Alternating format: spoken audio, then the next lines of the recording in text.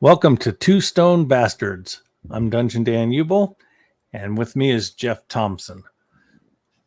What are we talking about today, Jeff? Cocaine Bear. Oh my God, I saw it in the movie theaters. So worth the trip. What'd you think? It was funny. I liked it up until about the last 20 minutes of it. From about the time that, what's his name, showed up. Ray Liotta. Oh, really? By the time he showed up out in the woods Yeah, okay. at the gazebo. But anyway, we're getting ahead of ourselves. Yes, we are. Based on a true story, although the bear did not kill a bunch of people while it was fucked up on coke. I actually researched it when I first heard about this because I really didn't believe it was going to be a real movie. So yeah, there was a bunch of cocaine that was thrown out. The bear found it, ate the better part of a whole brick, and yeah, didn't do too much actually. Just kind of wandered around, acting all kinds of weird. Fell down. They thought it was going to die. So, how do you base a movie on that? Easy enough. You get a good writer and Ray Liotta. Yep. And Elizabeth Banks. That was Yeah. unusual. Elizabeth Banks. Not normally in this type of a film. No, well, she's the one who directed it. Oh, see, you know way more than I do. She played. She played the bizarre woman who did the selection for the Hunger Games. That's right. In that crazy freaking outfit that all the people from the city or whatever they called it. She directed this movie. She also directed the remake of Charlie's Angels. I don't. Oh, the first one that had Kristen Stewart. Oh no, okay. I didn't see that. Yeah, I did. The Drew Barrymore version was better, but that's what I thought it was, and I did enjoy that. Although growing up with that TV show, I much preferred the TV show. Well, I mean, Farrah, come on. Uh-huh. Who didn't have that poster? I did. Yes, indeed. But anyway.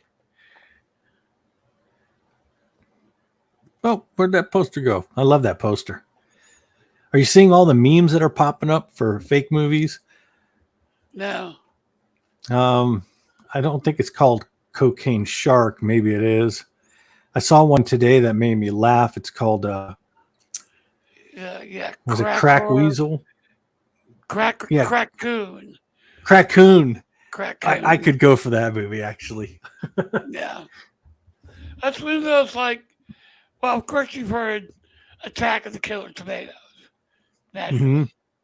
There's a movie called Attack of the Killer Donuts. Oh, really? Oh, it's hilarious. Huh. Definitely ultra low budget. But like still Killer Tomatoes. Funny. Yeah, oh yeah, but lower budget. Oh God, does it get lower? Down, yes. Wow. Yes, but it's funny. Anyway, Cocaine Bear. Yes, well, this bear starts snacking on bricks of cocaine and goes insane and starts, eating people. Eating people and more cocaine. I've never seen anybody get addicted as fast as this bear did. It's a gateway drug. It's a gateway drug. I don't know. From as far as I know, is once you hit cocaine, you're already in the gate. Well, yeah. Unless been you're a through it. black bear. Very true. I'll give you my take on it, and I'll try not to do spoilers. Although it is now on VOD, so you can actually rent and watch it in your home, and I would recommend it. Short story: illegal airplane full of cocaine is having mechanical problems. Pilot is all kinds of coked out and stupid and starts throwing it all out over a designated mountain. I forgot the name of the mountain, but apparently if you have to get rid of your drugs, you dump them there so that your other people can go and recover it, or at least recover most of it. And of course, this is a Ray Liotta shipment. And as we've learned from many of his movies, you don't really want to mess with his shipments. He's not a good guy. No. So after that, of course, plane crashes, and that's the end of that. Then we focus on some children and the families they live with. You know, this is where we get to introduce to a lot of the key players and start learning about them, their lives, and what brings them all together is simply the two kids take off to go find this mysterious falls up in the mountain because the little girl wants to paint there. Right. Little boy who has a crush on her obviously will follow her anywhere, and nobody knows about the drugs. Nobody knows about the bear that's fucking high as hell. And the bear's actually pretty cute. I mean, he's not all teeth and murder. Yeah, there's that scene in the beginning where the bear is slamming its head against the tree. Everything, the best part of this movie is the utterly quirky characters, and the bear is one of those. It is, but like this is Carrie Russell in Pink. She's the mom. Mm-hmm. But these other two, he's like a naturalist or some damn thing, and he's like a naturalist for the Forest Service, right. I think. And she's a park ranger. Mm-hmm. They're both just ridiculously awesome. Yeah, they're both warped. The guy, the kerchief wearing guy, reminds me of somebody from a SNL skit. Oh yeah. Yeah. It's like he's completely put together from 15 different characters, and it works. It's almost obnoxious. Yeah, it is. And then she is just, well, she's got the hots for him. Yep. But she's a hot like mess. A straight, she's a hot mess. She's like a straight shooting park ranger. You know, you don't break these rules. You don't do this. And I think that made the character work. Yeah. Yeah. Well, she's not very good at it either. I don't think anybody in this movie's good at what they do. No, they're really not.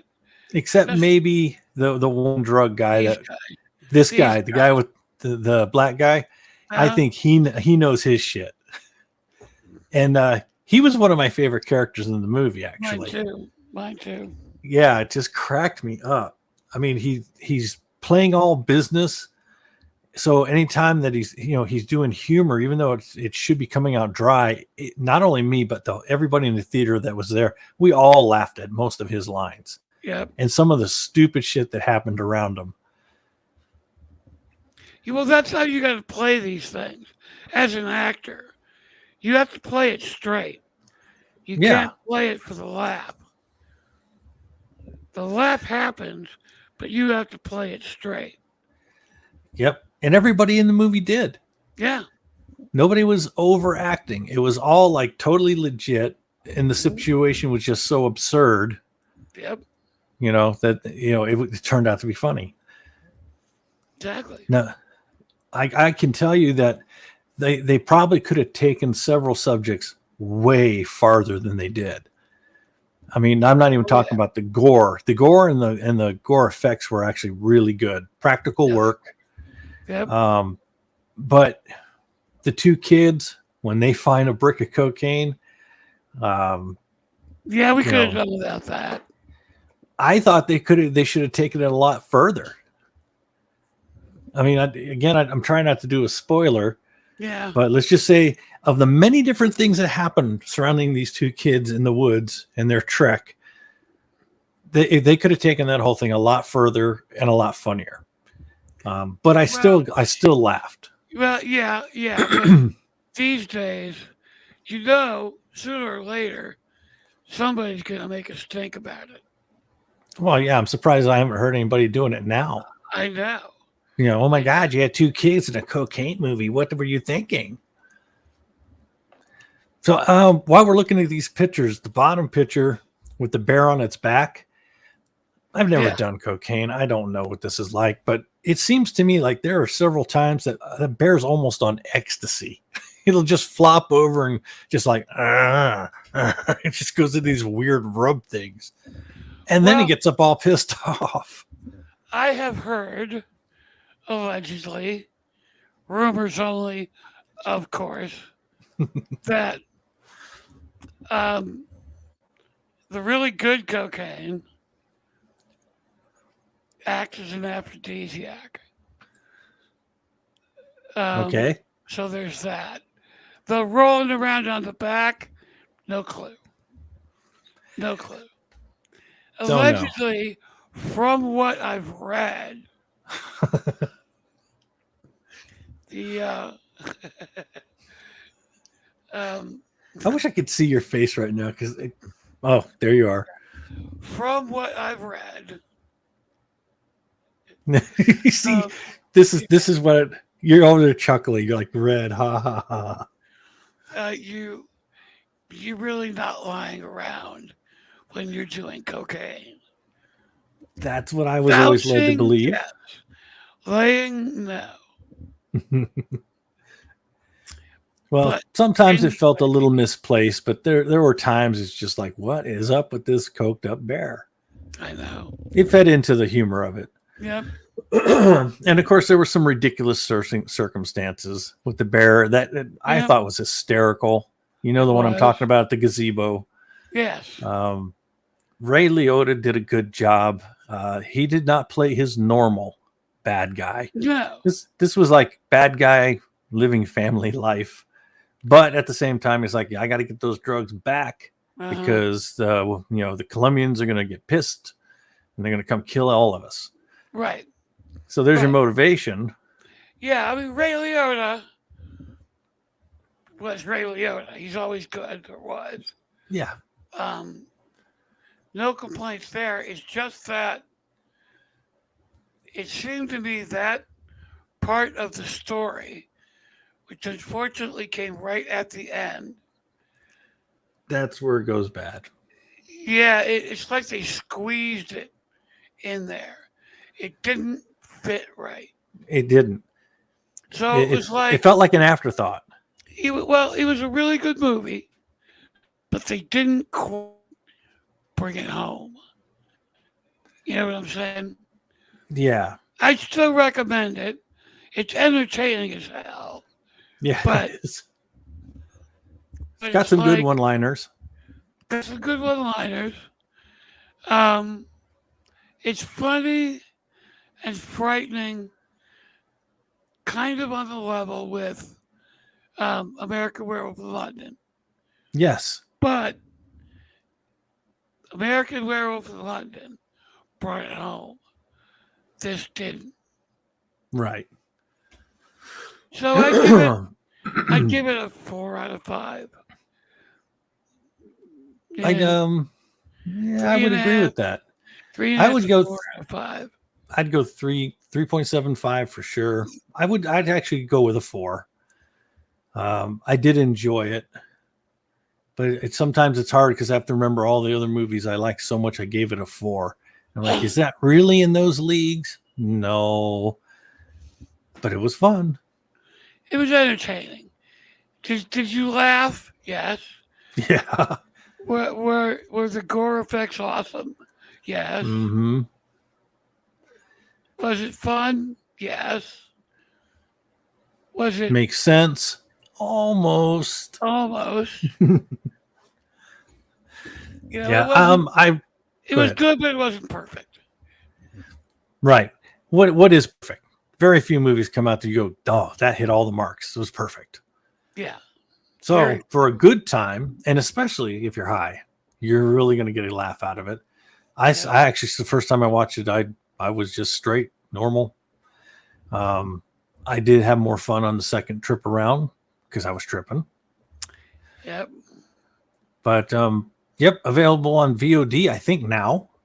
Yep. And I do believe it might even still be in the theaters. I could be wrong. Might have taken it out last weekend. I know they're bringing a lot of movies out right now that have already been in, like Winnie the Pooh, Blood and Honey. That's another one I've been waiting to see. I kind of got a peek of a bad copy, but I decided I was going to wait till I can get a good, get a good VOD to watch it. Yeah. I'll watch it, but I don't know. It was like the what was that? Banana Splits movie. Is that what you're thinking of? Yeah. That was abysmal. Yeah, really. It could have been great. It could have been. And again, this is something I grew up watching on Saturday mornings, Banana Splits. But I'll briefly tell you this. Winnie the Pooh, Blood and Honey. That is a straight up, gory, fucked up movie. From what I saw, Piglet is an asshole. He is brutal. Yeah. And that's why I've really got the heart on to see the whole movie now. It's like, I just don't want to see some grainy ass dark thing. I want to see the movie. That's kind of why I held out for Cocaine Bear. And then when I found out it was going to hit the theaters, boom, shot off, went in, saw the first showing. So definitely a stoner movie. I bet it was good with an audience. It was great. I wasn't in there with a packed theater, which is good because I hate those. There was probably 15 people in there with me. Opening weekend. They were. There's only 15 people. That sucks. Yeah, it sucks for the theater.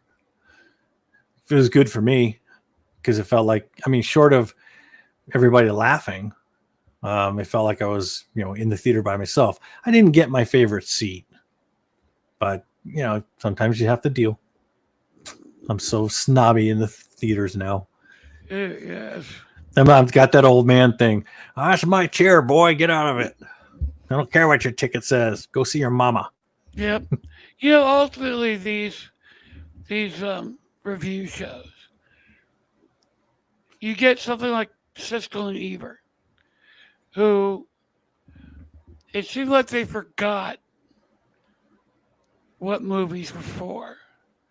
Yeah, they get too technical. They're like too. Yeah, I remember Gene Siskel saying that Armageddon was the worst movie that year. And it wasn't, it wasn't the best movie, but it's entertaining. And it wasn't the worst movie that year. Not even close.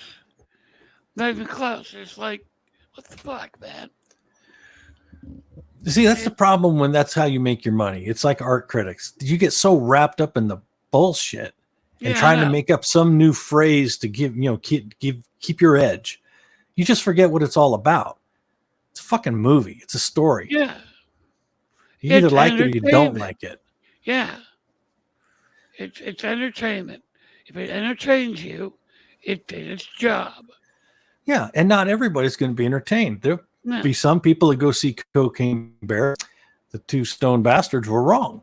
Others would be like, holy shit, they go on the best movies. Yeah.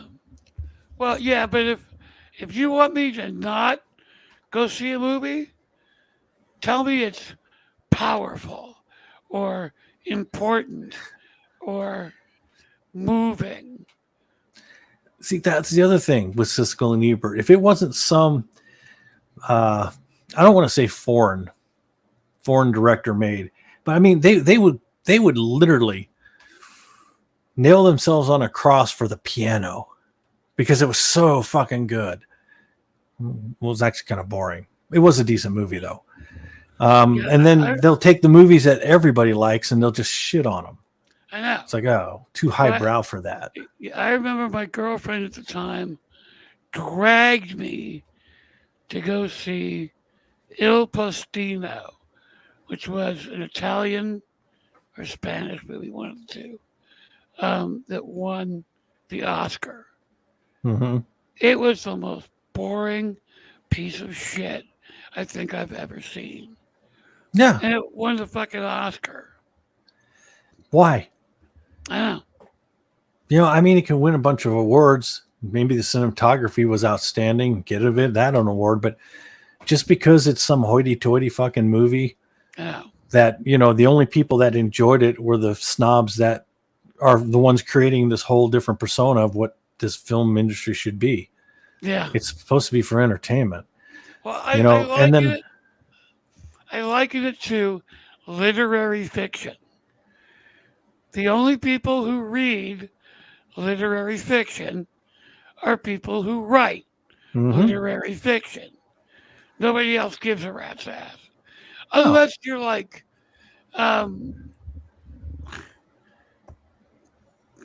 Color Purple or right. See, now Color Purple won a ton of awards, and I agree with every bit of it.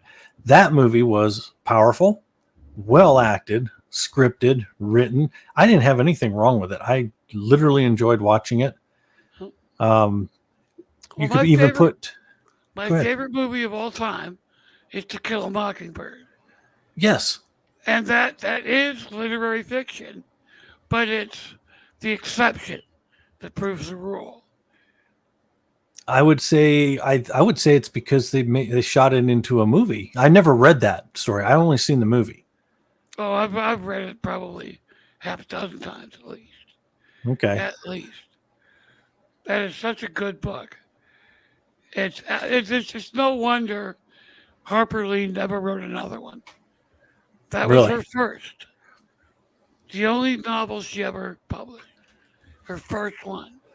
And it was perfect. I mean, perfect. Talk about it. How do you top that? You don't. You don't. Ever. Yeah. I've tried to read some of these novels that people go crazy about, and maybe it's because I'm just not. I don't know I don't even know how to describe it. To me, it is so bloated. Is vernacular the right word here? You know where I'm going with this. Yeah. The way that the people talk and stuff like that, it just doesn't seem real. It takes me out of the story completely because I'm like, I don't know anybody that talks like that. And I know people that fucking build rockets for a living, you know, do the science for that. They don't talk like that. And I don't get it. And it ruins the experience. Part of the big reason I fell out of reading Stephen King is because at a certain point he didn't really change his style. He started bloating everything. And it went so far into other things that I'm like, wait, are we reading and this story is supposed to be about this? And, you know, it's been 5 chapters. Can we maybe get back to that? Yeah. You know, I don't want to read 5 chapters of this guy tying his tennis shoes, thinking about some past event. It's too much. Yeah. You know? Yeah, exactly. I don't mind some intelligent writing. I'm a big fan of early Stephen King. Yeah. The later back stuff, when I broke my teeth on his writing with Night Shift. Was that the name of the book? It was just a bunch of his short stories. Yeah. You know, he did like 2, and I loved them. And then I went out and I got Carrie, and I got The Shining. Yeah, my brother gave me for Christmas a 1-volume book that had Carrie, Salem's Lot, Night Shift, and The Shining. All Graveyard Shift. That's what it was. The book was called Graveyard Shift. No, Graveyard Shift was a short story. Okay, with it was a short story then. That's the one with the rat. Yeah, The rat in the mill. and they made a movie about it. See, that's the other thing. I get it that in early times, very few directors could ever make a Stephen King novel very good, but they were also picking very short stories. It's like that story is literally 15 pages long, and you're trying to do a 2-hour movie. It's not going to work. It's not Well, enough content. yeah, but the ones who followed Stephen King, who actually filmed what Stephen King wrote, like Stand By Me. Okay, that one worked. Gave a story of his called The Body. And it's dead on. Shawshank Redemption. Yeah, I mean there are exceptions. Carrie Yeah. was one. Yeah. Well, yeah. Yeah. Well, and The Mist was one for a different reason. Stephen King, he has one problem. Is his endings suck. It's like he writes and he writes and he writes and he writes, and he just can't figure out where to end it. That's very true. You know, The book It. Yeah, exactly. He lost focus at the end. He lost focus at the end. We got the big chapters about the turtle and the spider, and I'm just like, what happened? What are we talking about? I know, and but The Mist, the ending of The Mist, the story was good. Mm-hmm. The ending of The Mist, the movie, was awesome. See, I loved it, and funny thing is, I hadn't intended to go see that movie, and a friend of mine were coming back from LA, and traffic was horrible. And we're like, you know what? Let's go to a movie theater because we could see one, take the next exit. We can go to a movie. And we went and watched The Mist. And we came out of that and she was like, that was the worst ending I've ever seen in my life. I'm like, what the fuck are you talking about? That was the best ending I've ever seen. That thing was dark, depressing. It was horrible. I want more of that. A true horror story has no happy ending. Yeah, there is no shiny blue skies. You get to the end of a true horror story, and the first words out of your mouth are, "Oh my God, that's fucked up." It's pretty much what I said. That was fucked up. Yeah. Well, get all that way. You look at the best ones, The Mist. John Carpenter's The Thing.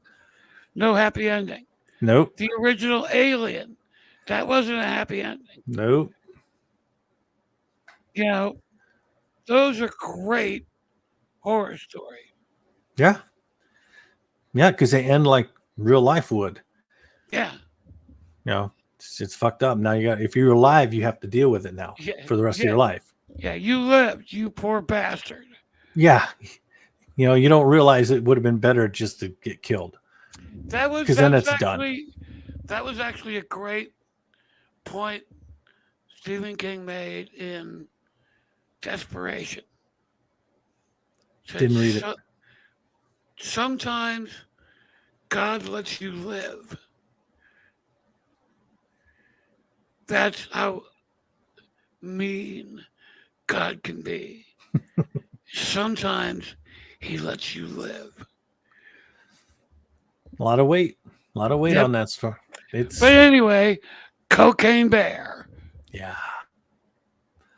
Go see it. Get it on VOD. It's worth it. Should be out. Yeah, should be out on DVD Blu-ray soon. Yeah, I'll be buying it. And I'm sure it'll be streaming before long. Yeah. I think it's streaming now. This was our special edition just for Cocaine Bear. So we will see you this Friday tomorrow. Tomorrow? Well, we're not live, so tomorrow, wink, wink. I'm not even sure when they're going to see this show, so this could be like totally fucked up. They're like, those guys were really high. They thought they were talking to an audience. Yeah, well, Anyway, we will see you next time for our regular show. Hasta la vista, people. Next time.